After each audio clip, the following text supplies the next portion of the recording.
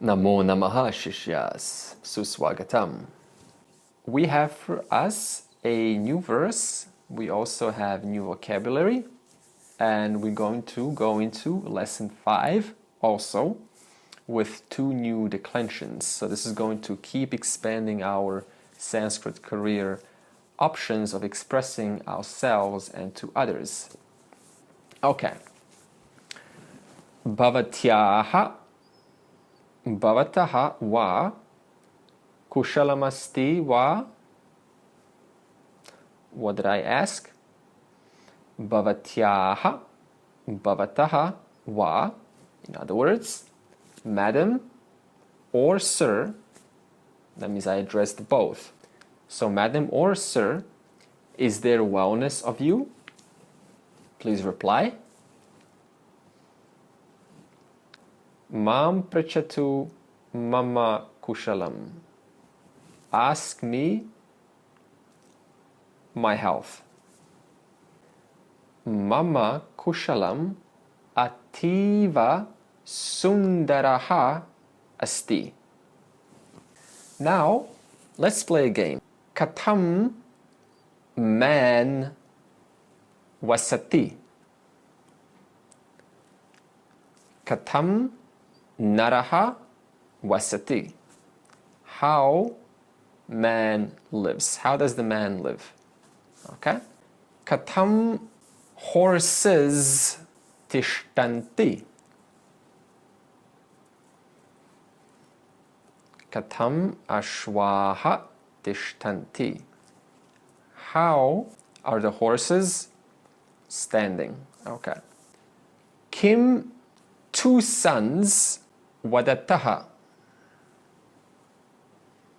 So you say Kim putrau vadataha. And then translate. Now let's get on to our new verse on page 5. Okay, what burden is excessive? I will sing it first and then we will analyze it. Koti bhara samarthanam kim duram vyavasayinam kovidesha savidyanam kafpara priyavadinam. Okay, repeat after me. I'll go first. Koti bhara samarthanam kim duram vyavasayinam kovidesha savidyanam kafpara priyavadinam. So let's analyze this. Kaha means what or who. It can mean both, so it's a question. And then atibharaha. So this is the removal of, this is only to sandhi, which we will discuss later. So what it's saying is kaha, like here, kaha. So kaha is an A there. Atibharaha, what case, which one's this? Nominative. How do you know it's nominative? Because it ends with aha. So atibharaha, which means heavy burden. And then samarthanam. Now, if you just remove the nam away, because that is a case, that is a plural genitive, which we'll get to later. Samarthanaha is one who is strong or competent. Now, if you add the case, samarthanam, see, this is a declension at the end. Then you have of one who is strong or of one who is competent. So what is heavy burden of one who is strong or competent? In other words, a truly competent person, for them, what is heavy burden? Nothing, because they keep their eye on their duty. Therefore, what is heavy? Excessive load, excessive demands of the world to one whose vision is on his or her duty. And then Kim, again, what is, remember Dura Darshanam? There it is, Duram. But what do I say, Dura Darshanam? Television. So what is Dura? Darshanam is vision. Dura, which is far or distant. So what is that which is distant? What is distance? So what is something that is far for one who is vyavasayin, which means one who is energetic, active, determined, persevering. Now if you add the declension vyavasayinam, which we will learn about, this is called a genitive plural. Okay, it just means of many. So this is genitive plural. So what is heavy burden? Of those who are, that means of many, of those in general, not of one, but of those who are strong or competent. What is distance?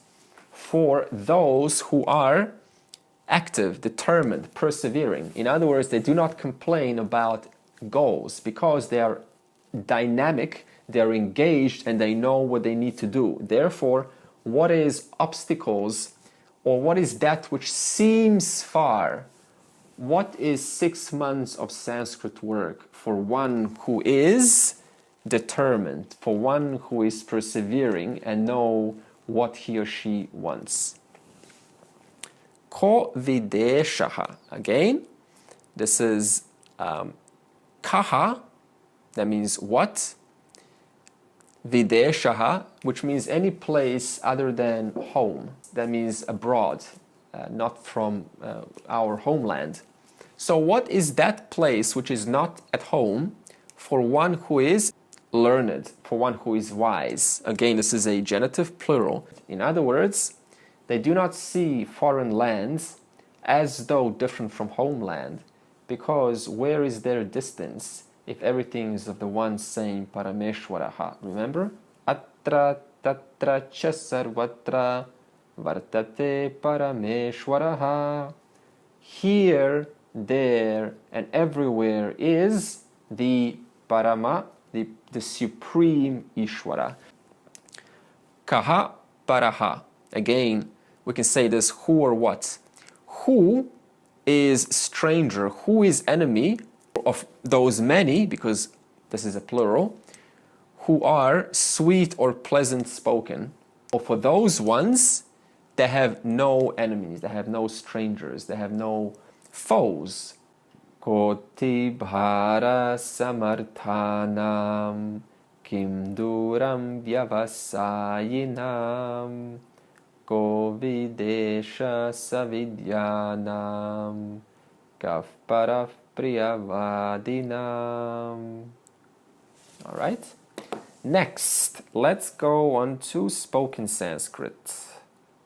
Bhavataha, fill in the blanks, asti va. So, sir, do you have? Bhavataha pustakam asti va?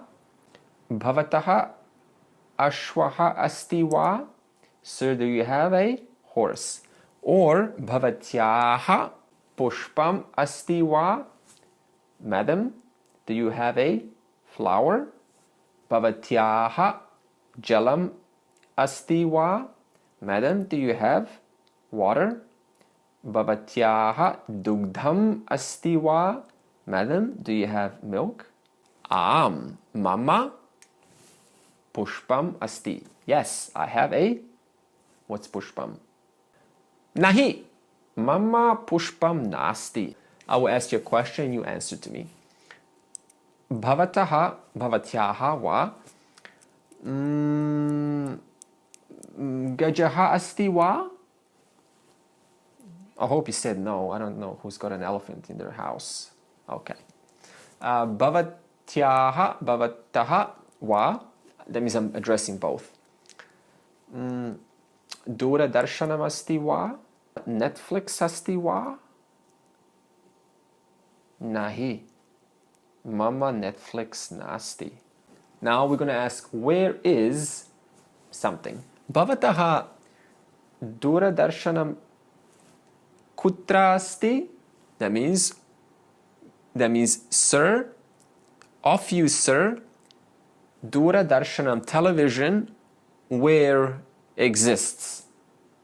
So, Bhavataha, Jalam kutra asti, Bhavatyaha, Vatayanam kutra asti. Madam, where is your window? And then you say, Mama Vatayanam atra asti. My window is here. Well, you say more like Mama Vatayanam tatra asti. That means my window is there. Pustakam kutra asti? It's either here or there, you answer. Pushpam kutra asti? Upanetram kutra asti? I hope you said it's Mama upanetram atra asti. My spectacles are here. Or you could say Mama anyatra asti. That means my spectacles are elsewhere. That means they're not here. Or we can say Mama jalam atra nasti. My water is not here. Okay, how do we say my deer is not here? Mama mrgaha atra nasti. Okay, go through the verse, go through the spoken Sanskrit, number 4, and improvise some examples on your own using the vocabulary from our previous spoken Sanskrit and words like mrgaha, ashwaha, putraha. Let's move on to lesson 5. Okay, lesson 5, we will learn 2 new declensions, instrumentive and dative. Now, when you think of instrumentive, what is an instrument? What do you do with an instrument?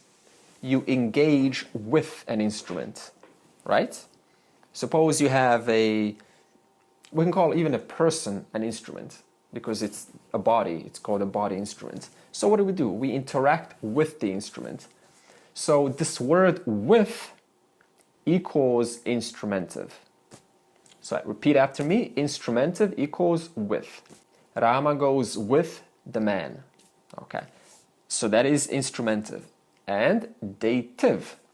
Think of dative as when you date someone. What do you do when you date someone? We date for something. Yes, there is an agenda when we date. When we date either a friend, a romantic date, we're dating for a particular purpose.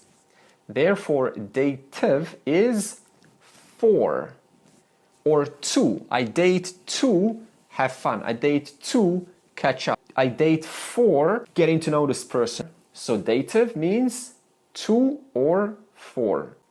For example, it says Ramaha gachati. What does this mean? Rama goes. Now, gajena, remember gajaha? Gaja is the stem. Now you add another declension, gajena, which means with the elephant. So with the elephant, Rama goes. So Rama goes with the elephant. See this saha? That means you add the saha word when you use an instrumentive. So that's the rule. Now you can also say Rama goes without the elephant. So you just change this word saha to vina, V-I-N long A. So Rama goes without the elephant. Gajena vina Ramaha gachati. Or Rama goes with the elephant, as is true here. Gajena saha Ramaha gachati. Man goes with the sun. Okay, you know man means naraha. Son, stem equals putra. Remember the order. Subject, object, verb. Naraha gachati. Solved. So man goes. Now you put the with in between. Naraha putrena saha gachati. Man goes with the sun. What is dative? Dative is used to show purpose. Okay, example. Ramaha gachati. Rama goes. Now you put the dative. Okay, ignore this. Rama goes to Ashwam, the horse. You got that? Ramaha, nominative. You see the m? That means it's an accusative. So this means Rama is doing the action, is doing the going to the horse. How do you know the horse is the accusative? Because it shows you by the ending. So Rama goes to the horse, putraya, for the son. Next one, it says Ramaha patati. This means read. So Rama reads. Rama reads what? Pustakam. Rama reads the book. Ramaha pustakam patati. He reads the book, putraya, for the son. Ramaha putraya pustakam patati. Rama reads the book for the son. Let's do number 5 declensions for instrumental and dative. Nara. Okay.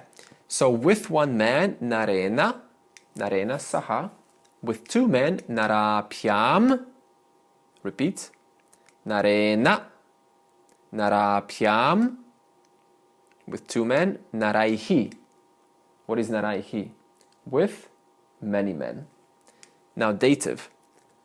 For one man, naraya. For two men, narapyam. And for many men, narepyaha. So repeat. Narena, narapyam, naraihi. Dative. Naraya. That's an aya. So it's nara plus aya equals naraya. Narapyam, narepyaha.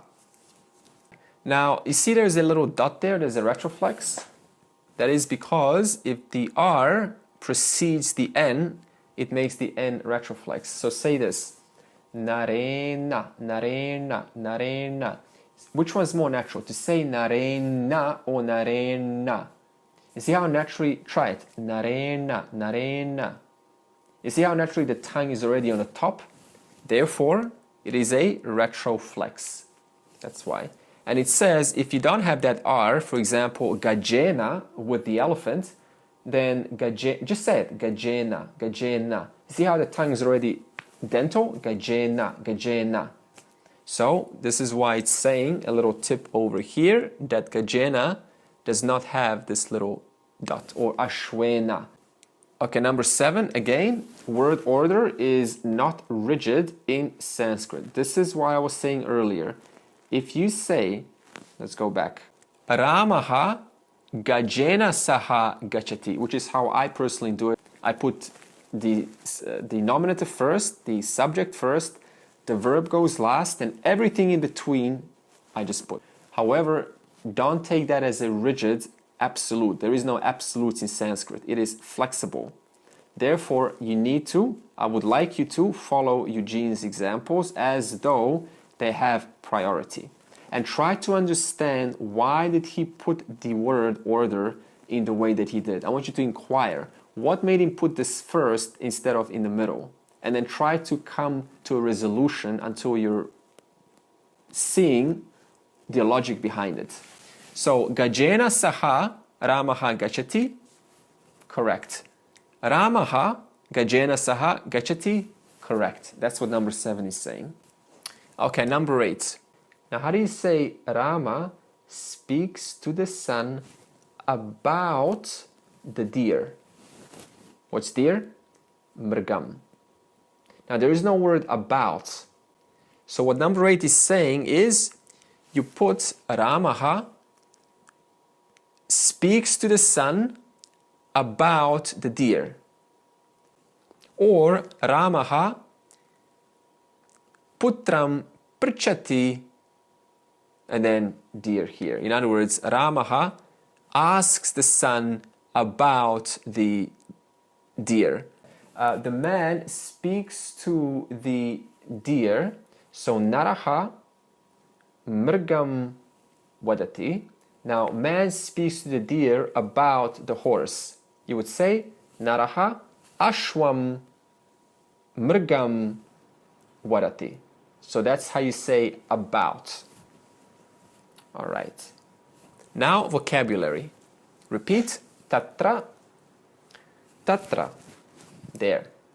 Atra. Here. Nirpaha. King. Nirpaha. King. Balaha. Boy. Balaha. Boy. How do you say for the boy, for one boy? Balaya. Viraha. Hero. Viraha. Hero. How do you say, give me the whole nominative for viraha? Single, dual, plural, nominative. Viraha, virao, viraha. Give me the accusative. Viram, virao, viran. Okay. How do you say viraha with one hero? Virena saha. Without one hero. Virena vina. Okay. There you go. Saha with. Our weekly exercises are all of the exercises of chapter 5, which means as we are now witnessing, as we are witnessing more, as we are witnessing more, as we are witnessing finally. So all that will be done. So let's do some examples. Kutra tishkanti. Where they all stand. Who all stands? Viraha. Where all heroes stand. Okay, we just learned Viraha, which means hero. Balao, two boys are. Okay, great. Now two boys are what? Balao gajena saha tatra. So balao gajena saha with the elephant there. So two boys are there with the elephant. You see how this time he puts the gajena saha in between the nominative and the verb? That's what I was speaking about earlier. Okay. Si nirpaha gachati. King goes to horse. So Ramaha wasati. Rama lives. Mirgena saha with the deer. Rama lives with the deer. Next one. Balaha gachanti. Boys, plural, all go. Gajaihi saha. This is plural instrumentive.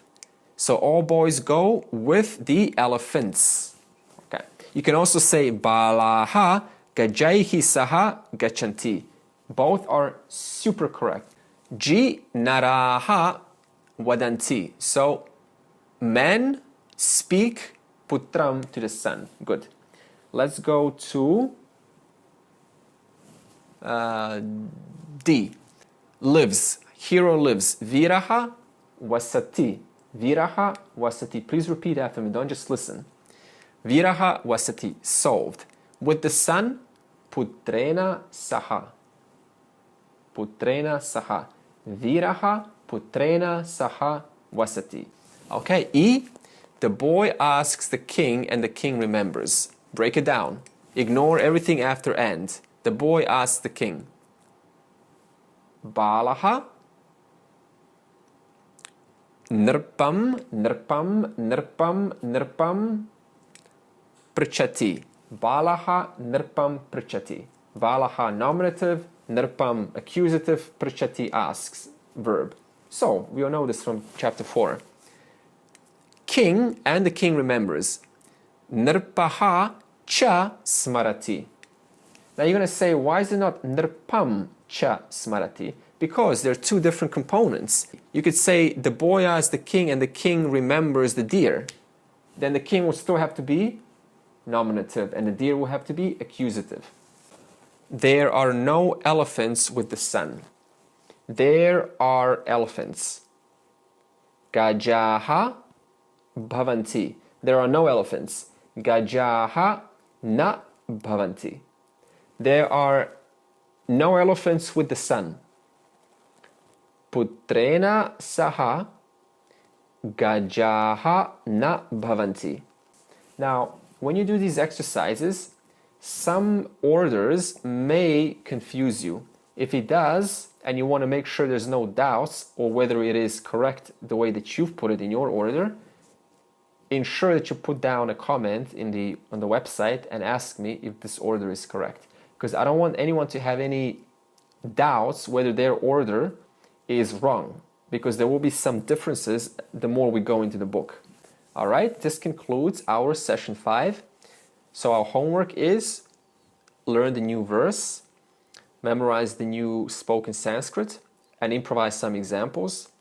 Memorize the vocabulary, cover one side, recall, cover the other side, recall. Remember, perfect recall, the nominative, accusative, instrumental, and dative, as well as the gachati. All these paradigms have to be perfect recall. Okay, now we're going to continue with the Devanagari. For the rest of us, we know what to do. There will be more website details, and if there's any questions, leave them down on the website, because the whole point of this is to remove any doubts. Therefore, it is a student's obligation to also ask if there is a doubt. All right, for those of us who are knowledgeable in Devanagari, punar milamaha dhanyavadaha. Thank you. And for the rest of us, let's do some Devanagari tests, some Devanagari examples. Suppose I want to write gajaha. Gajaha. Okay, this means elephant. So what is ga? Okay, ga. Ga, ja,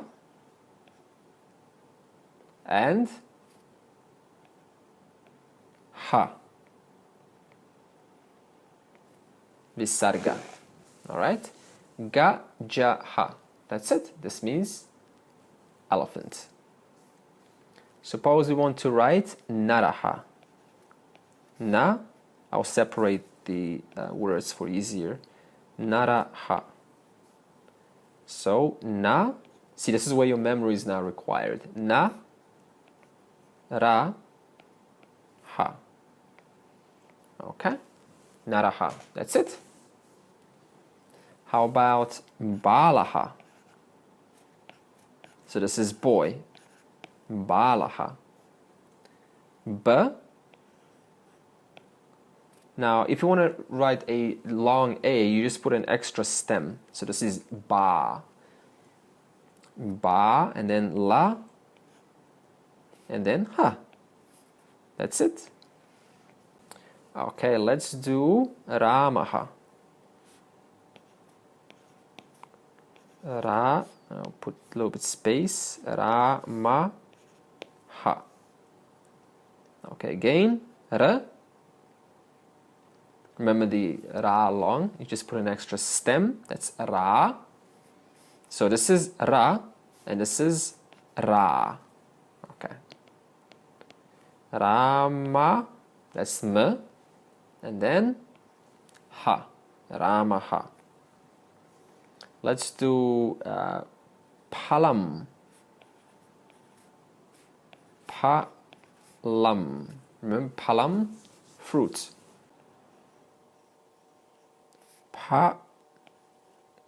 Lam, and then M. Now it doesn't have a ma at the end, you see that? Therefore we cut it with a virama. So we put a little, it's not that thick. That's called a virama. Because if I don't put a virama, then if you read this, it's actually palama. Well, that's incorrect. So it's palam. Okay? So to show that m without the a at the end, you put a virama. Repeat virama. Okay, how about namaha? Namo namaha. Namaha. Okay, so we have na, nama, and then visarga, namaha. How about mama, of me or mine? mama. Okay, ma, ma. That's it. Mama. How about jalam, water? Ja, jalam. Okay, ja, ja, la, m, and virama at the end. What is this? Mama. What is this?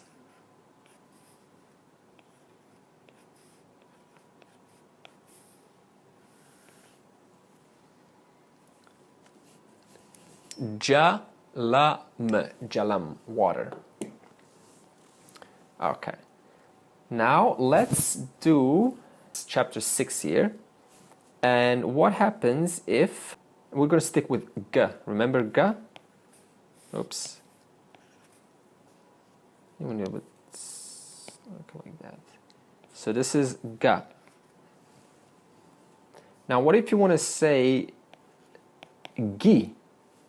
So what you do is you write a g and you put one line before the g, and then you put just join it together with an ellipse.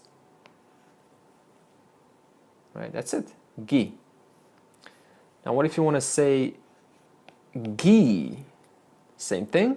You write a g and then write the long I on its right side. Join. In other words, you join always from the or to the stem. That's the rule. So don't go like this. Wrong. Right. So it always joins to the stem of all letters. Okay, how about gu? Like this. Gu. Okay. Same thing. G. So to write a gu, oops, like that. Just think of it as, so just give you some visual. Okay, like an U facing towards the left. And then what about if we have gu? Okay, we write the g as before, roof, and this time like that. So see the difference? This one points, the gu points down, the gu points up. Okay, and then gr, gr. Again, we write the g, and then the r, just one little c at the end of the stem. And then gr, that's a gr, long. Same, except the c doubles. Okay, let's do this a little bit neater. So if the stem is, so it's just going to touch the end of the line. Okay, something's going to be over the line in texts. So that's just like a double C, and above is one C. Okay, and then we have ge. Again, we write the g, and then a hook on top. Okay, hook on top, and then gai, again, g, and then two hooks on top. Okay, two hooks on top. Okay, go, again, add an extra stem, and put a hook on top. So this is what's extra. Let's go.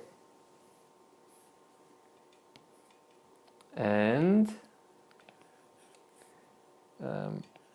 gao,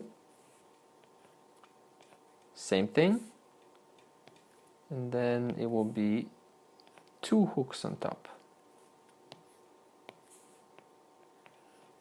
Ta-da! Okay, so our homework is to do what we've just seen to all 5 rows of letters. This is our homework. For those of us who do not know Devanagari, we do have extra to ingrain these writings into our minds. So again, to be clear, you're going to write all 5 rows from velar all the way to labial. That's 5 rows. And each one of those letters will have all the vowels attached to them. So for example, ka, ki, ka, ka, ki, ki, ku, ku, kr, kr, ke, kai, ko, kau. And then ka, ka, ki, ki, ku, ku, kr, kr, ke, kai, ko, kau, etc. Do not strain, but do it according to your pace, which has an element of challenge and also motivation. And only you know what is that perfect combination between challenge and motivation, and maintaining that ratio so it doesn't fall down. And how do you maintain it? By improvising your own examples. Write something down and then say, how do I now say this from English to Sanskrit and vice versa? So this is it, and punarmilamaha dhanyavadaha. Thank you.